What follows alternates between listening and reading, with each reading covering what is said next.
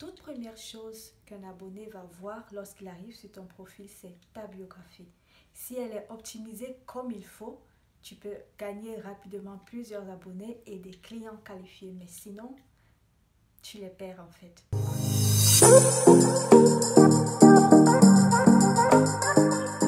Bonjour tout le monde et bienvenue sur la chaîne numéro 1 pour entrepreneurs, coach et business owner. Aujourd'hui, je vais vous parler de comment faire pour avoir une biographie parfaite. 5 éléments principaux constituent le profil Instagram optimisé. En un, nous avons le nom.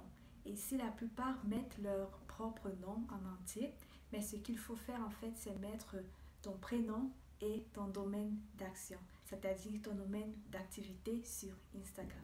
Sur ma biographie, tu as mon nom, mon prénom, pardon, Annie, et mon domaine, c'est coach Instagram. Donc, c'est clair, précis et droit au but. En deux, c'est le nom d'utilisateur, c'est la deuxième ligne. Ici, tu dois choisir un nom d'utilisateur court, précis, et donc tes prochains abonnés pourront se souvenir facilement. Sur ma biographie, par exemple, tu vas trouver mon prénom Annie et mon domaine d'activité, c'est coach Instagram. Et sur mon nom d'utilisateur, par exemple, j'ai mis Digitable 20, Digital 20, c'est le nom de mon entreprise. Donc, ton nom d'utilisateur doit être court, précis et en relation avec l'activité dans laquelle tu exerces sur Instagram. En 4, nous avons la biographie principale. Donc, je t'explique en 4 étapes comment échelonner ta biographie. Pour avoir une biographie optimisée, il y a 4 éléments que tu dois prendre en compte. Si tu n'as pas regardé ma vidéo précédente sur comment optimiser en général un profil Instagram, tu peux la retrouver ici et n'hésite pas à la regarder entièrement. Là, je fais également un petit aperçu sur la biographie. Ok, on y retourne. Alors, pour avoir une biographie optimisée, comme j'ai dit tout à l'heure, il y a 4 éléments essentiels. La première question à laquelle tu dois répondre, c'est qui? Ça signifie à qui s'adresse ton compte.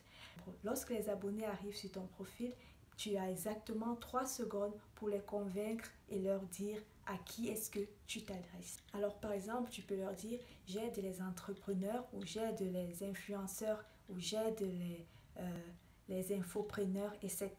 Donc tu dois être droit au but et leur dire directement qui est-ce que tu aides. La deuxième question, c'est quoi? Cela signifie ceux qui vont passer par là, ceux qui veulent s'abonner ou ceux qui pourront s'abonner, ils vont en retirer quoi de ton compte? Qu'est-ce que tu vas les apporter comme nouvelle valeur? Est-ce qu'en te suivant, ils pourront quitter du point A où ils sont présentement jusqu'au point B où ils veulent être ou alors où ils veulent aller?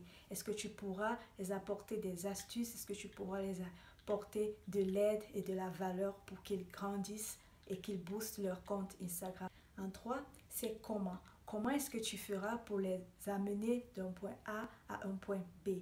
Comment est-ce que tu vas t'y prendre? Est-ce que tu feras des vidéos? Est-ce que tu as de l'expérience par rapport à ce domaine précis? Est-ce que tu veux faire des carousels? Est-ce que tu as une chaîne YouTube, etc. Comment est-ce que tu vas t'y prendre pour leur présenter, pour leur apporter cette valeur? Numéro 4, c'est l'appel à l'action.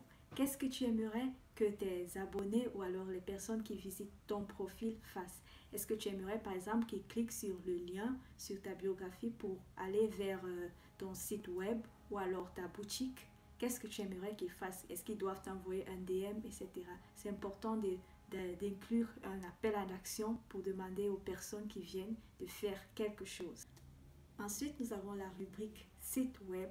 Là, tu dois mettre un lien cliquable qui va conduire vers soit ton site web également, vers ta boutique en ligne, etc. Tu peux l'utiliser si tu as un site web ou alors une boutique ou alors tu peux mettre également un lien vers un post précis. En 5, nous avons bien sûr la rubrique des contacts. Ici, tu dois ajouter numéro de téléphone, adresse mail, tes abonnés ou ceux qui viennent te visiter te contactent facilement. Et c'est tout pour cette fois. Je vous reviens la semaine prochaine pour un nouveau sujet et on parlera d'abonnement. Comment est-ce qu'il faut s'abonner, ce qu'il faut faire et ce qu'il ne faut pas faire.